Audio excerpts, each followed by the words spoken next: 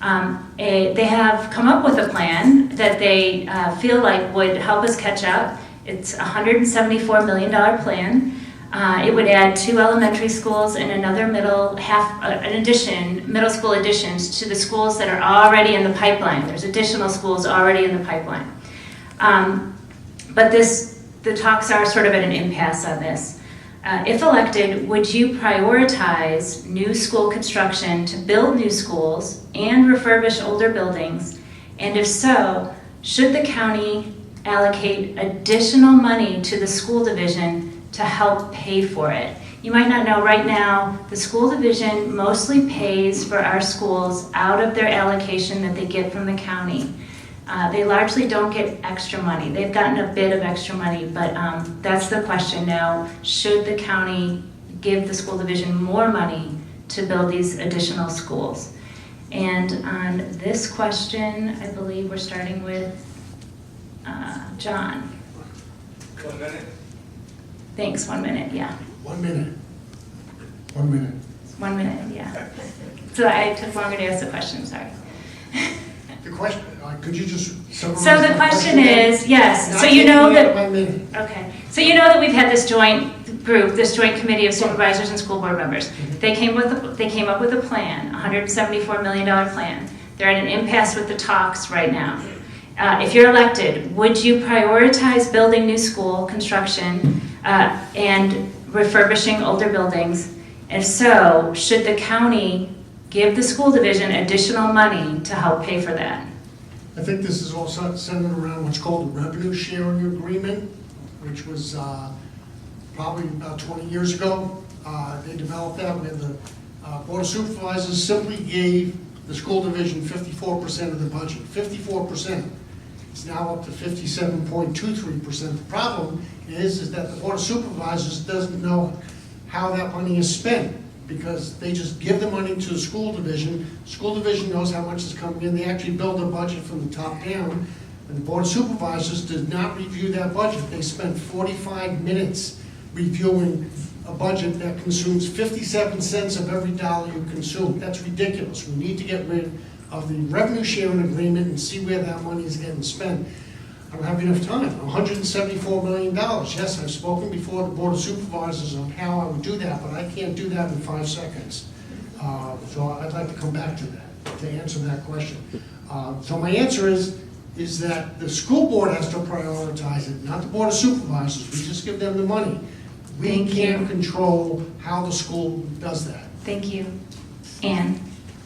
We have an elected school board. That's why we have an elected school board. We give them money and they make decisions. It's my belief that the revenue sharing agreement, I used to think it was great, because no one thought about how much money the schools were going to get. I've determined that if the schools are getting shortchanged because of the revenue sharing agreement, I'm no longer in favor of it. On a per head basis, Prince William County spends, I don't know, maybe $9,000 or $10,000 when surrounding jurisdictions spend 12, 13, 14. We don't spend as much on our school system, which is why we don't have as many schools. We have the lowest paid teachers and we have the highest class sizes. Something has got to give. So I definitely support the $174 million. It's really to get rid of the trailers, so they've done a good job at the East End redistricting. They also realize that we have a lot of newer schools on the western end of the county because it's all brand new development. If you go to the eastern end of the county, the schools are much older and they're overcrowded, and a lot of them need to be refurbished and don't have the same, there's a lot of inequity, and I think we need to address that in the county. Thank you. Don? I agree that we do need to look at this revenue sharing agreement. I would say this, I'm really not in favor of the revenue sharing agreement as it now exists. We talk about building new schools, looking for land. We talk about the rural crest. We have all these different needs and everything, and all these needs require money. So I think we need to have a comprehensive approach as to exactly what our needs are going to be in the future. And as far as the schools go, the schools are almost overcrowded by the time they open, and they're already overcrowded. So I think that the schools need to do a better job at evaluating exactly how much space they need, and also do a better job at building the schools, because if we want to have these parks, and we'll have the rural crescent, we have to relook at the space allocations for these particular schools, because right now, I mean, we're talking about looking for land for the schools, and we're also talking about looking for land for the parks. I mean, just exactly what are we going to do? We need to be a little more strategic about it. Thank you. Thank you. And Munir? In my professional career, I learned one thing: KPIs, key performance indicators. When we are investing in the school system, what are we getting in return? There has to be some kind of performance metrics that drives what schools need to be built, what is the county should look like. As we are doing a lot of these developments, we need to take that into plan at that point. We cannot allow a development to happen, and once the kids come into those developments, now we're planning for a school. We have a statistics that tells us for a single family home, we're looking at 3.5 kids, somewhere around the 3 to 3.5 kids, or a townhouse, it's 2 kids or something like that. We need to look at all that math before even we say we can build 1,000 houses here. That we're going to have 2,000 kids coming out of that neighborhood, we need to plan for that.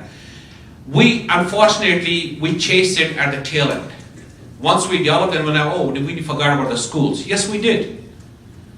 So we need to look at everything from the planning, from the very inception, how we're going to do it. Thank you.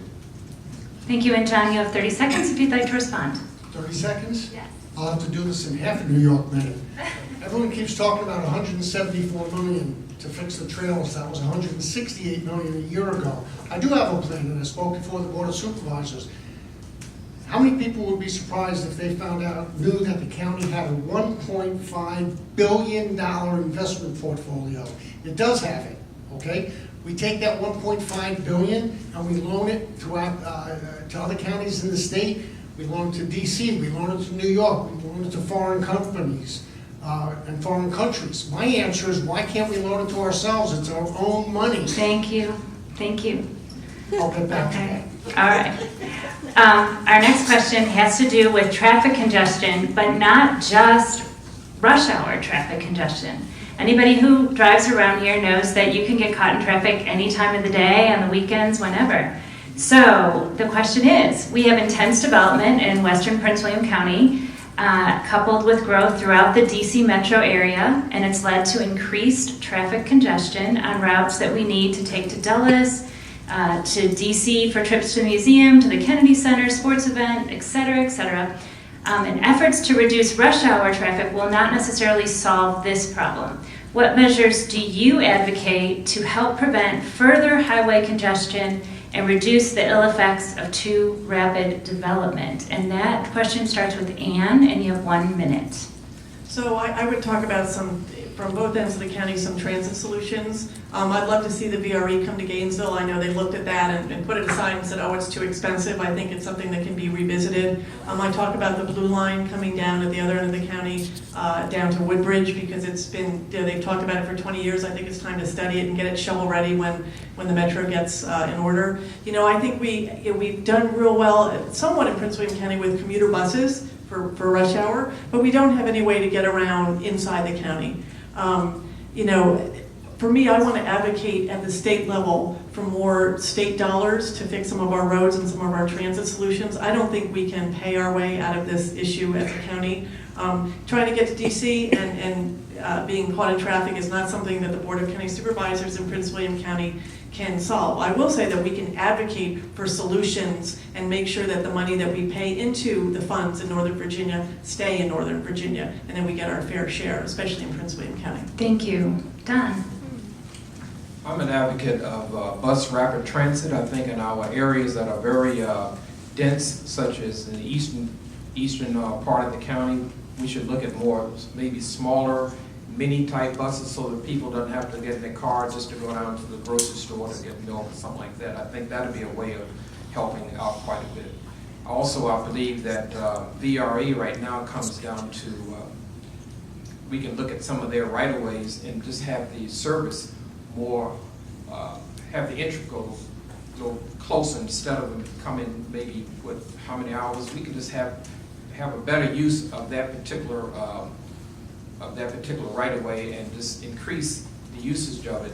I believe coming from Springfield down here with the metro is a good idea. We should think about it just like Dulles. It took 20 years for the plan in Dulles, and I think we should look at it so that by the time our grandkids or great-grandkids, or they will be able to have the use of it. Thank you. Thank you. And Munir? 2004, 2008, I was on the Strategic Transportation Planning Committee. I suggested then that we need to have metro here, and the answer I was given was, it's too expensive. Well, it has not gotten any cheaper. And if we talk to the people who built the New York metro system, if anybody is alive, that was it expensive, the answer will be, yes, it was.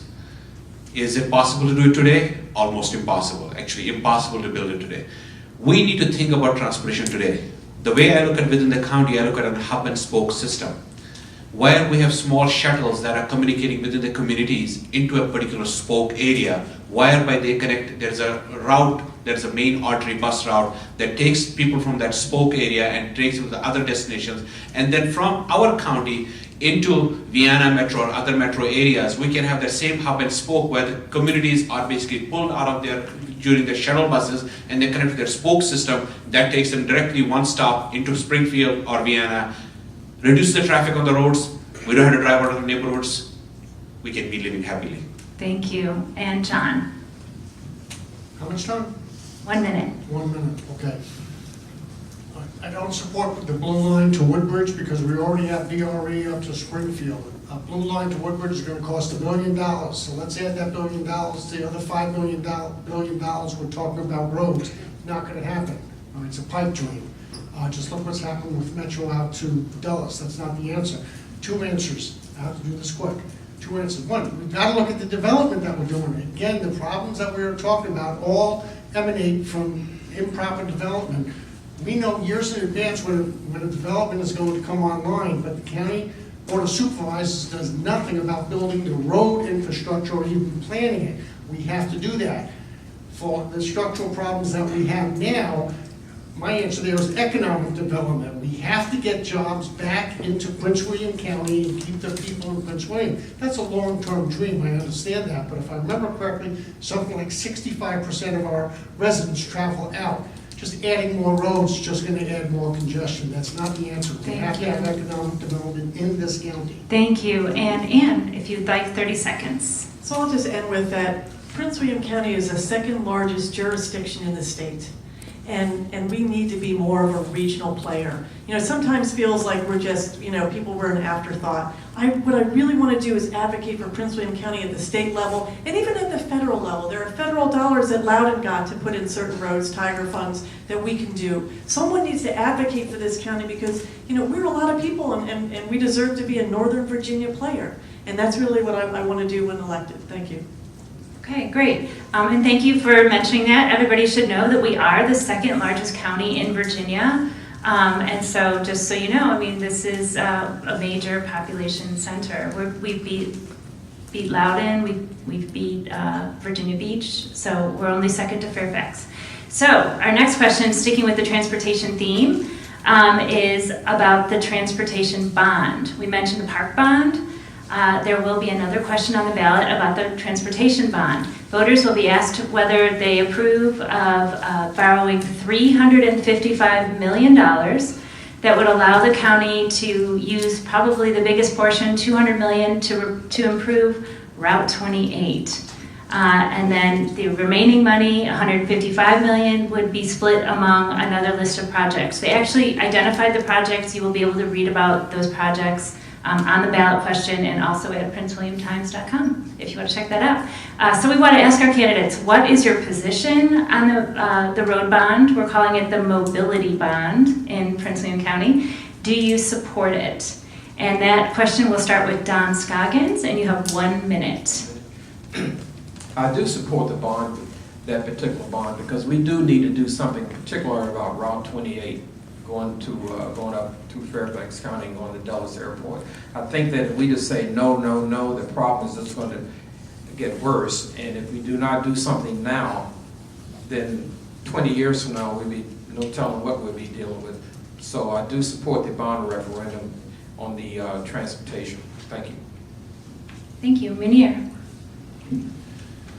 We need all the money that we can get to fix our roads. So 28, for some of us who drive on it, it's a nightmare. I recently had to pick up somebody from the airport. It took me from Manassas to Dulles about 2.5 hours. Luckily their flight was late, otherwise I would have gotten a beating. We need to invest in 28, and we need to look at other arteries as well. We need to look at roads. The way I look at roads is a temporary fix for a long-term permanent problem. Roads are not going to solve the problem that we have. The only way we can solve the problem is public transportation. We have to find alternate modes of transportation to solve our long-term problem. We can bandage our way through it by building roads. As soon as you see a new road, new development comes in, new houses are going to be built, new traffic comes into the roads. That road gets clogged very quickly. It's not the option. So we need to kind of look at that bond referendum I've supported and leverage the money to kind of fix what we have, and also not try to spend all of it and say, okay, just we can have it, we can spend it. Thank you. And John? Like the Parks and Rec, they do not supposed to support the road bond for the same reason. Started out at 600 million and then negotiated that down by throwing it up against the wall and saw what happened. 200 million that they want to spend on Route 28 isn't going to solve it. They haven't told us what they're going to spend it on. We also have the Klein property that's going to be, may be approved there. There's no provision within the 200 million for 28 to answer that. I campaigned on fixing 28 in the primary, and I'm still campaigning on it now. Hasn't been addressed in at least 16 years. We had 200 million left over from the 1996 bond issue that the supervisors let expire. Why'd they let it expire? That's a horse of a different color. The point is that it just hasn't properly been planned yet. We're going to put $70 million into Minnieville Road and Prince William Parkway, all right, because they're going to put another 1,100 multifamily housing, just like they're going to put another 1,100 over here, I believe at 2966, all right? You're going to pay for that. Thank so you. I'm not in support of the bond referendum, road Thank bond you. referendum, excuse me. And Anne? So I was raised in a household that says you can borrow money for an appreciating asset, and I think an investment in our community like road bonds and park bonds are an investment, and we're an appreciating asset. So I support the road bonds. That doesn't mean I want to spend all the money that's sitting there. I'm tired of us spending local dollars for our roads, but what I do want to have the option of is, 28 will take more than $200 million to fix, but we need to have local funds as part of that. We need to take our local funds and leverage them so we can get state dollars in. They're not just going to come in, so we need a pot of money for that. So just for the sake of 28, 28 may not, a fix for 28 might even be just building a completely different 28 bypass. So there are different things that they're looking at to fix 28, and it's certainly one of the most congested places in the entire county that need to be fixed. So I support the road bond. Don't necessarily want to spend it all, but I'd like to at least have the money to be able to leverage state and federal dollars. Thank you. Thank you. And Don, do you want 30 seconds to respond? I already gave my position on, I'm in favor of the road bonds. Okay, thank you. All right, so we're going to switch topics here to something that's been in the news a lot, whether or not we need more laws that pertain to gun violence or gun safety or gun control or whatever you want to call it. In the county, we're very limited to the rules that we can make about guns and gun ownership. That's a state level issue. But we do have, our County Board of Supervisors does control the fees that are charged for concealed carry permits. Right now in Prince William County, our fee is as low as it can be. It's $15. So we would be able to raise that if within a certain parameter. It used to be $50. That got changed in 2016. So we want to ask our candidates, what is their position on the fee for a concealed carry weapons permit? Would you keep it at 15 or would you raise it? And then also, what new state gun laws would you ask our state legislators to support to make Prince William County residents safer? And that question is going to go to Munir, and that's a 1-minute question. I would support increasing the license fees because I just paid my 15 recently. But that doesn't solve the problem. 15 to 50 to 75 to 100 does not take care of the problem. A person who wants a permit, wants a license, paying $200 is not a big deal. They will get it. There has to be a bigger effort at the state level. I think there has to be some realistic approach to this rather than kind of, we need to come out of the politics on this one. And we need to take a common sense approach. When I want to buy a weapon, I can buy it online, and 10 minutes later I can pick it up from a place that they designate. It takes literally 7 to 10 minutes to pick things up. That's how quick the check is. You go to the gun show, in 2 minutes you have your gun. We need to have stricter background checks. I am not against guns because I'm an owner myself. I teach my kids how to use it. But we need to have some common sense gun laws that allow us to make sure that it doesn't fall into the hands of the wrong people. Thank you. And John? No, I would not support an increase in the fee, because increasing the fee to $1 million gun isn't going to stop anything. Citizens who obey the law are not the problem. It's criminals. Criminals do not obey the law. So why are we going to be penalized for doing that? I believe in the Second Amendment, okay?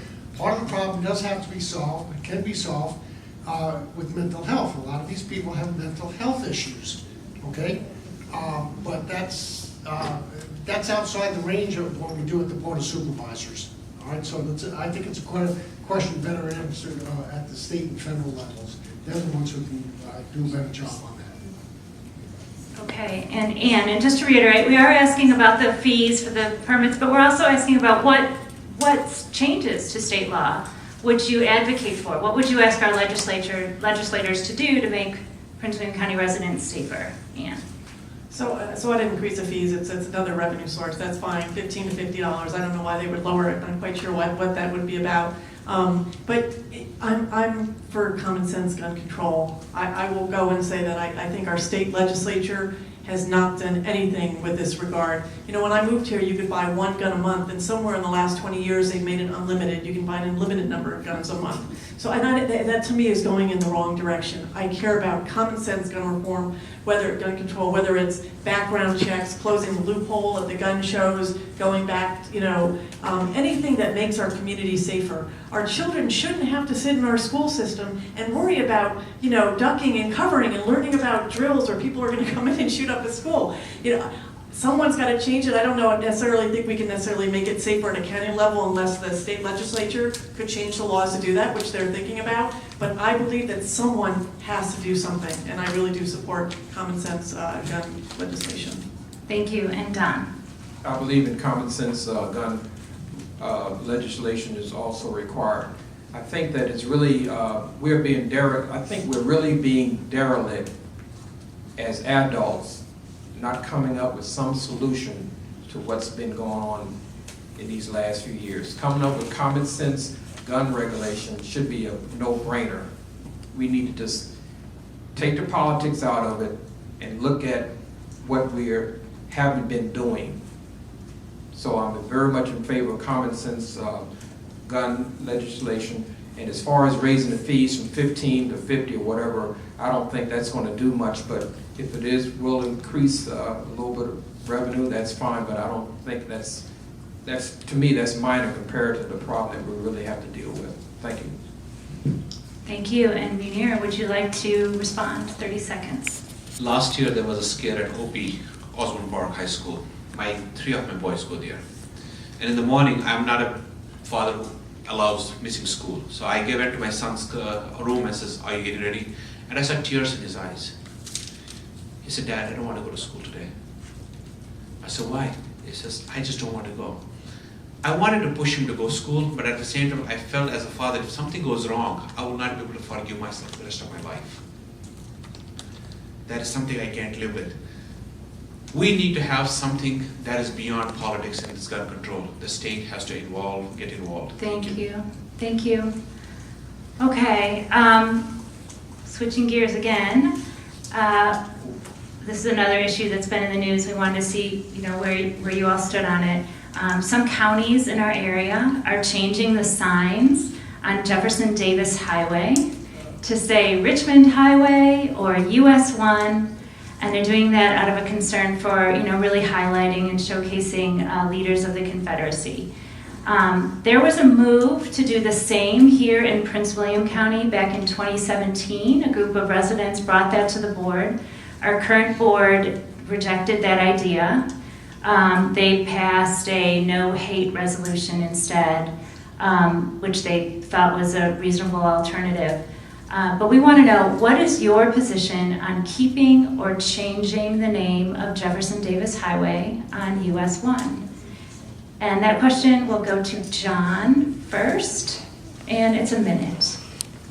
Well, it hasn't been asked of me, but I wouldn't agree with that. We can't. That road, especially at the eastern end of the county, makes a lot of people uncomfortable. We may be sitting up here at the western end and not really think about it, but people find it offensive. And we are a minority-majority county. We need to understand that when this upsets people or they find it offensive, this is that almost everybody else around us has changed this already. I think just the other day it was Alexandria or Arlington who changed it. I would be totally for changing the name of the highway because I talk about my words. It's vision, integrity, and inclusivity. And I think we have to recognize that having a road with that name is not very inclusive in our community as a whole. Thank you. Thank you. And Don? If it was up to me, I would not change the name. I think that we kind of get ridiculous with all this political correctness that goes around, and it doesn't really solve anything. And it may be a good feel-good type of an effort, but we need to put some of that energy and thought into some of the real problems that exist in our county. That's my view of it. Because I'm just tired of some of these symbolism type things, and the people who advocate it put more energy into that than they do. What are we going to do about economic development? What are we going to do about some of the other things we have? So let's deal with that and not deal with these feel-good things that all it does is it just sort of to me it sort of raises a lot of discomfort within the community by just talking about it all the time. Just let it go. That's history, Thank you. Thank you. And Munir? Every history in the world has its dark moments. There is no place in this planet Earth where there are no dark moments. We can either run from it or we can learn from it. Those are the only two options we have. What we are doing by erasing is we're running from it. Where we have a great opportunity to learn from it. When the statues were being removed, I was against it. Because what I would suggest is put a big huge plaque next to the statue and tell what's wrong with it. Create an opportunity for our kids to come next to the statue and learn what went wrong so that we do not repeat that same mistake again. When we erase things, there is no opportunity for our kids tomorrow to know who Jefferson was, what really it was, who Robert Lee was. This is the education moment for us to train our kids. It's not a racist thing. We need to help our kids to know what went wrong in that part of the history so that tomorrow it's not repeated, because history does repeat itself. Thank you. Thank you. And John, if you'd like 30 seconds? I don't have anything further to add. Okay. Thank you. Okay, and we're down to our last question, and then the candidates are going to do a 2-minute closing. So we just want to thank you for all your thoughtful answers so far. I think they're doing a great job. So this question has to do with water quality. We don't talk about our water quality probably enough in this county. We get our water primarily from 2 sources, from the Occoquan Reservoir, and out west here we get it from Lake Manassas. There are some projections that we are in danger of possibly running low on water, and we're going to have to make some adjustments in the coming decades. So we're going to ask our candidates, what should the county be doing to ensure that we have an adequate supply of clean drinking water? And that question starts with Ann Wadbinen. So water is important. Even as we do development, like up at the corner of 15 and Waterfall, the large church that's going in is going to be on wells. And, I'm on a well back in the rural Crescent on 5 acres. I wonder, wow, is that going to affect my aquifer? So I do think about water.